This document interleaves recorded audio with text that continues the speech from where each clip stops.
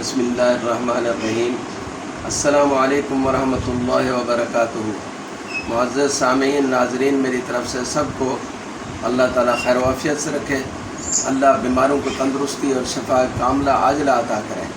اور جو مسافر حضرات ہیں جو بین الملک رہتے ہیں اللہ ان کے گھر والوں کو خیریت رکھے، تندرست رکھے، اور جو مسافرین ہیں اللہ ان کو بھی خیریت سے رکھے اور ان کے رزق مال میں اللہ تعالیٰ برکت عطا کرے۔ آج کا موضوع ہے کہ ابھی میں ایک پیر صاحب کے پاس گیا تھا، آج میں جن کا مرید تھا میاں عبدالحادی صاحب مرحوم رحمۃ اللہ علیہ، دین پور شریف کا گدی نشین تھے۔ آج ان کے بیٹے میاں مسعود صاحب سے ملنے کے لیے، کیونکہ میری 2 دن سے طبیعت خراب چل رہی ہے، پہلے بھی میری طبیعت خراب رہتی تھی، اب الحمدللہ بہتر ہے، تو دعا کے لیے گئے تھے۔ تو انہوں نے کچھ ہدایات دی، وہ سلسلے میں آپ سے بات کرنا چاہ رہا ہوں کہ بھی انہوں نے فرمایا کہ بھی دین کے اوپر چلنا بہت ضروری ہے،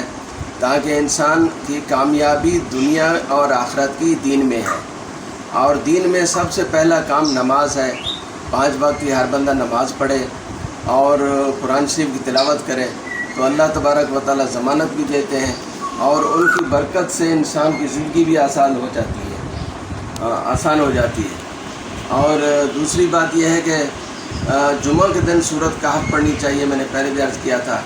اور باقی دنوں میں سورۃ یاسین صبح کے ٹائم پڑھیں۔ پھر انہوں نے فرمایا کہ بھی اپنی عورتوں کو، گھر والوں کو، اگر گھر میں فتنے فساد ہیں اور بے برکتی ہے تو اس کے لیے ہر بندہ اپنے گھر والوں کو کہے کہ صبح کی اٹھ کے نماز پڑھے، خود بھی بندہ پڑھے، اگر پڑھتا ہے تو پھر گھر والوں کو اٹھائے،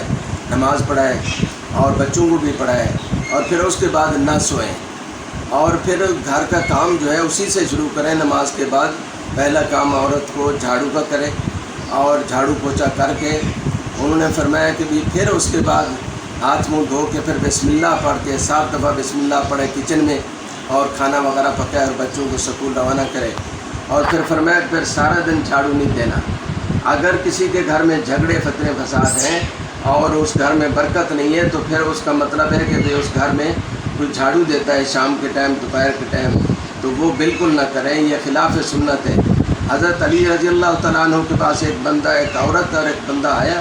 تو انہوں نے کہا کہ ہمارے گھر میں برکت نہیں ہے، جب کہ صحابہ کا دور تھا، اور انہوں نے فرمایا کہ بھی عورت سے پوچھا کہ تم کیا کام کرتی ہو؟ اس نے کہا کہ میں صبح اٹھتی ہوں اور نماز پڑھتی ہوں، اس کے بعد جو ہے پھر جھاڑو دیتی ہوں، اور پھر جو ہے میں دوسرا کام کرتی ہوں، اور پھر دوپہر کو بھی جھاڑو دیتی ہوں، شام کو بھی۔ تو حضرت علی رضی اللہ تعالیٰ عنہ نے فرمایا کہ یہ بالکل غلط ہے،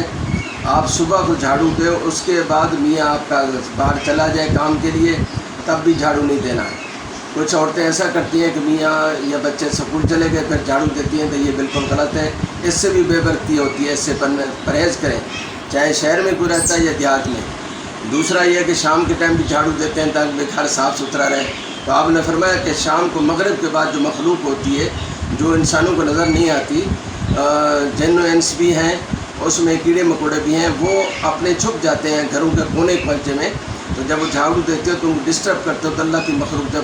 ڈسٹرب ہوتی ہے تو اللہ تعالیٰ اس گھر میں بے برکتی پیدا کرتے ہیں۔ تو مہربانی کریں یہ کام بالکل نہ کریں اگر آپ اپنے گھر میں برکت و خیریت اور جھگڑے فتنے سے بچنا چاہتے ہیں۔ تو یہ ایک نصیحت تھی۔ دوسرا میں یہ کہنا چاہتا ہوں کہ ابھی سعودی عرب میں ماشاءاللہ ایک اچھی خبر ہے کہ بھی مدینہ شریف میں نماز پڑھنے کی عام اجازت مل گئی ہے ہر مسلمان کو۔ پہلے یہ ہوتا تھا کہ بھی منظوری لینی پڑتی تھی ایپ کے ذریعے، اب وہ زیارت کرنے کے لیے تو حرم مدینہ شریف کے اندر زیارت کرنے کے لیے تو ایپ سے منظوری لینی پڑتی ہے، لیکن نماز کے لیے منظوری نہیں ہے، وہ ختم کر دی ہے، تو یہ اچھی بات ہے۔ اور دوسری بات یہ کہ حکومت سعودیہ نے یہ جو چھٹی اور اقامے والوں کو اجازت نہیں دے رہی، نئے ویزے والوں کو، اور جو چھٹی پہ آئے ہوئے ویکسین پاکستان میں لگائی ان کو اجازت نہیں مل رہی، تو اس کی ایک وجہ بتائیے کہ سب کے اقامے جن کے اور چھٹی ایکسپائر ہو گئی ہے وہ حکومت سعودیہ نے رینیو کرنے کے لیے تاخیر کی ہے، تو یہ بھی ایک اچھی خبر ہے۔ انشاءاللہ تعالیٰ امید ہے یہ 30 تک رینیو ہو جائیں گے جن کے اقامے، اگلے مہینے ان کو اجازت مل جائے گی، یہ میرا خیال ہے۔ دوسری بات یہ ہے کہ پاکستانی خبر PIA کے مطابق ایک میٹنگ کی ہے سعودی سفارت خانے، پاکستانی سفارت خانے کے ساتھ PIA والوں نے، کہ سعودیہ کو تجویز دی ہے کہ آپ ویسے لوگ جتنے پاکستان میں ہیں وہ باہرلے ملک سے کرنٹین ہو کے جا رہے ہیں، تو آپ یہی ہے کوئی اجازت دیں تاکہ ہم کرنٹین سعودی عرب میں کریں گے، ان کے ہوٹل بھی چلیں گے اور ہمارا کام بھی چل پڑے گا۔ تو یہ بھی ایک تجویز آئی ہے جس کے بارے میں آج کل انشاءاللہ کوئی خبر آنے والی ہے۔ تو میں یہ 1-2 خوشخبریاں تھیں، اور